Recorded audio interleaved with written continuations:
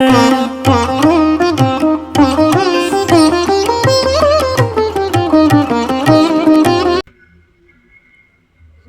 வையகம், வாழ்க வையகம், வாழ்க வளமுடன். குரு வாழ்க, குருவே துணை. ஆசான் அருட்தந்தை வேதாத்ரி மகரிஷி அவர்கள் நம்மோடு சூக்மமாக நிறைந்து இன்றைய சிந்தனையை சிறப்பித்து தருவாராக. இன்றைக்கு துரியாதீத தவம் பற்றிய வரலாறு. துரியாதீத தவம் பற்றிய விவரம் பரஞ்சோதி மகானுக்கு தெரிந்திருக்கவில்லை. அப்படியெல்லாம் ஒரு யோக நிலை கிடையாது என்று சொல்லி வந்தார். துரியாதீத நிலையை பற்றி கிண்டலும் கேலியும் அவர் செய்து வந்தார். அன்றைக்கு மனம் உடலை விட்டு வெளியேறக்கூடாது, வெளியேறவும் முடியாது என்பது அவருடைய கருத்து. ஆனால் அப்படி ஒரு நிலை உண்டு என்பதில் மகரிஷிகளுக்கு சந்தேகமே இல்லை. அந்த நிலையை தானே கண்டுபிடித்து விட வேண்டும் என்று தீவிரமாக ஆராய்ச்சி செய்து வந்தார். துரியாதீதம் என்பது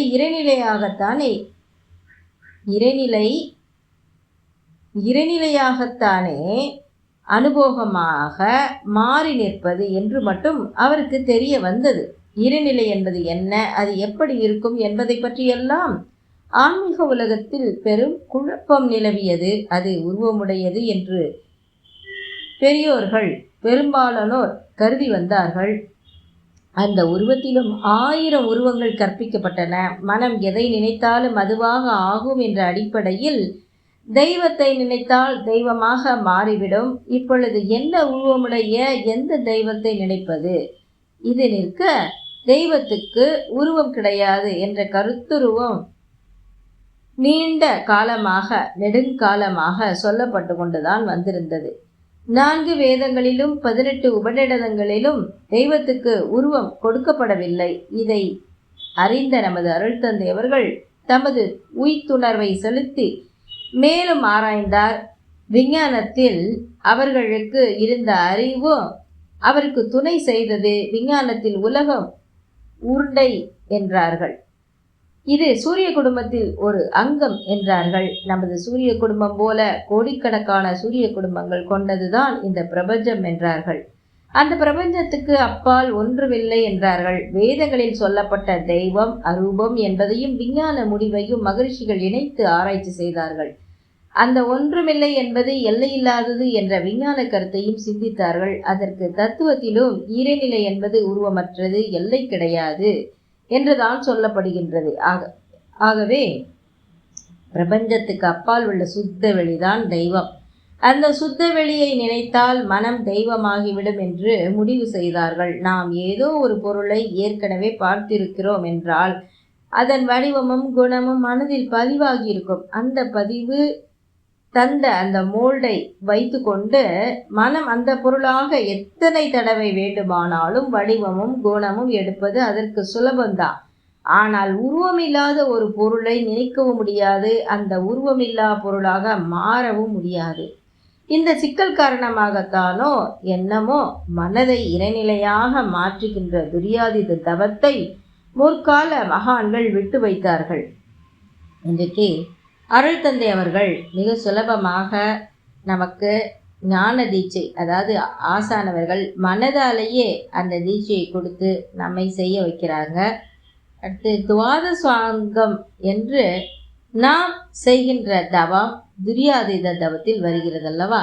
துவாதசாங்கம் என்று தனியாக சாதாரணமாக நாம் தவம் செய்வதில்லை, இப்படி செய்வதும் உண்டு. துவாதசாங்கம் போய் சென்று பின் துரியம் போய் இறங்கி வந்து வாழ்த்துவதும் உண்டு. இப்படி செய்வதால் அதிக நேரம் துவாதசாங்கத்தில் நிற்க முடியும். துரியாதீத தவத்தில் 2 நிமிடம் அல்லது அதற்கு கம்மியாகத்தான் நிற்க முடியும். இப்படி ஒரு தவம் எங்கும் யாரும் செய்ததாக நடத்தியதாக தகவல் இல்லை, குறிப்பும் இல்லை. நமது அருள்தந்தை அவர்கள்தான் இந்த துவாதசாங்க தவம் என்னும் தவத்தில் ஒரு நிலையாக, ஒரு கட்டமாக துவாதசாங்கம் என்றும் வைத்திருந்தார்கள். துவாதசாங்கம் என்ற வார்த்தை மட்டும் பழைய ஆன்மீக நூல்களில் ஆங்காங்கு காண கிடக்கின்றன. அது என்ன, எதை துவாதசாங்கம் என்று சொல்கிறார்கள்? அது ஒரு தத்துவமா அல்லது ஒரு தவமா என்று தெரியவில்லை. இந்த துவாதசாங்க தவத்தை வடிவமைத்தது நமது அருள்தந்தை அவர்கள்தான். தெரிந்து கொள்ளுங்க. துரியாதீத தவம் என்று ஒரு தவம் கிடையாது. துரியாதீத தவம் என்ற ஒரு வார்த்தை உண்டு. மனதினுடைய அறிவினுடைய அவஸ்தைகள் 5 உண்டு. அவஸ்தை என்றால் துன்பம் என்று அர்த்தமில்லை, அது இயங்குகின்ற நிலை. அன்றைக்கே துரியாதீத தவம் என்ற ஒரு தவம் இல்லை அப்படிங்கிறத சொல்கிறாங்க. சுவாமிஜி தான் இதை அற்புதமாக டிசைன் பண்ணியிருக்காங்க அப்படிங்கிறத சொல்கிறாங்க. இப்போது அடுத்து இந்த அவஸ்தைகள் அப்படின்னா என்னன்னு பார்ப்போம். 5 அவஸ்தை நிலை உண்டு. நனவு, கனவு, தூக்கம், ஜாக்கிர அவஸ்தை என்று ஒரு நிலை உண்டு. அதாவது செய்வன திருந்த செய், செய்வன தெரிந்து செய் என்ற முறையில் செய்வது, கான்ஷியஸாக எந்த காரியமும் செய்வது. இப்பொழுது நாம் பென்சில் சீவுகிறோம், இது கொஞ்சம் கட்டையாக இருக்கிறது, சரசரவென சீவ வரமாட்டேங்கிறது. இன்று தான் வாங்கின புது பிளேடு, ரொம்ப எச்சரிக்கையாக சீவணும், இல்லையெனில் எப்படியும் கையில் பாய்ந்து விடும். இதுதான் ஜாக்கிரதை. எந்த செயல் செய்கிறோமோ அந்த செயலிலே அறிவு ஒன்றி தவறேதும் நேர்ந்து விடாமல் முழு வெற்றியும் வரக்கூடிய நிலை தாங்க ஜாக்கிர அவஸ்தை. இது நனவு அப்படின்னு சொல்கிறாங்க. அப்படி இல்லாமல் வேறு நிலைகளும் உண்டு.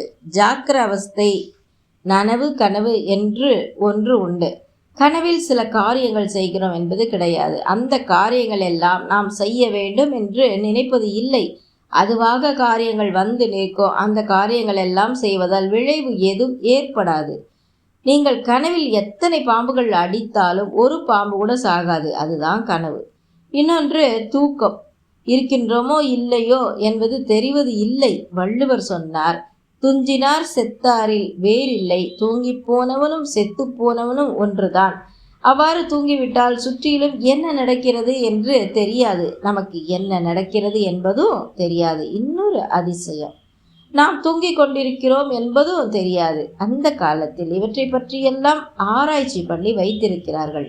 வேதாந்தத்தில் இது பற்றி நிறைய வரும். கனவு, நனவு, தூக்கம்.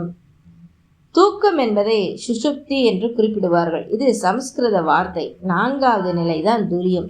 துரியம் என்ற வார்த்தைக்கு த 4th ஸ்டேட் என்று அர்த்தம். 4வது நிலை துரியம், அதாவது அது தவம்.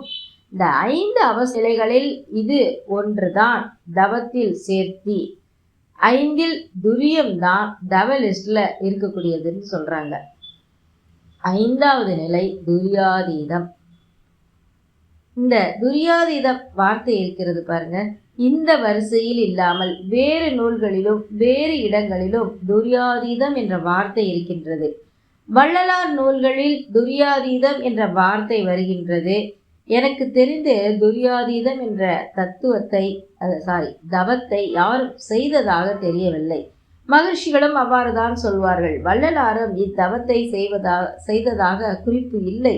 அவர் எழுதிய நூல்களில் துரியாதீத தவத்தை அவர் செய்ததாக எழுதப்படவில்லை. மென்ஷன் பண்ணுகிறாரே தவிர இத்தவத்தை அவர் செய்ததாக தெரியவில்லை. வள்ளலார் தவம் செய்தாரா? செய்துதான் இருப்பார். என்ன தவம் செய்தார்? அதை யாரிடம் கற்றுக்கொண்டார்? அத்தவத்தினை எத்தனை பேருக்கு சொல்லிக் கொடுத்தார்? எத்தனை பேர் செய்தார்கள்? என்ன வெற்றி கண்டார்கள்? இதற்கு எல்லாம் பதில் இல்லை. செயல் நடைபெறாமல் வார்த்தை மட்டும் வருமா? செயல் நடைபெறாமல் அதற்கு ஒரு பெயர் வந்திருக்குமா? எனவே வள்ளலாரும் துரியாதீத தவத்தை செய்திருக்கலாம். துரியாதீத தவத்தை யாரோ ஒரு சிலர் ஏதோ ஒரு காலகட்டத்தில் செய்திருக்கிறார்கள். கொஞ்சம் நல்ல விஷயத்தை எல்லாம் நம் நாட்டில் இரகசிய அர்த்தம் என்று வைத்திருக்கிறார்கள். பலருக்கு தெரிவிப்பதில்லை, சாதாரணமாக தெரிவிப்பதில்லை. இரகசியார்த்தம் காரணமாக பல விஷயங்கள் அழிந்து போய்விட்டது. ரொம்ப உயர்வான விஷயம் மட்டமான ஆள் கையில் கிடைத்தால் அது சுயநலனுக்கோ அல்லது உலக கெடுதலுக்கோ பயன்படுத்தி விடுவார்கள் என்று கருதியிருக்கலாம். இலைமறைவு காய்மறைவாக இருக்கட்டுமே, பின்னர் தெரிவிப்போம் சமுதாயத்திற்கு, காலம் வரட்டும் என்று விட்டு விடுவார்கள். அதுதான் இரகசியார்த்தம். இந்த பதிவில் நாம் துரியாதீதத்தோட வரலாறு மற்றும் துவாதசாங்கம் மற்றும் 5 அவஸ்தைகள் என்னென்ன அப்படிங்கிறதெல்லாம் பார்த்தோம். மீண்டும் அடுத்த பதிவில் நாளை சந்திப்போம் என்று கூறி விடைபெறுகின்றேன். நன்றி. வாழ்க வளமுடன்.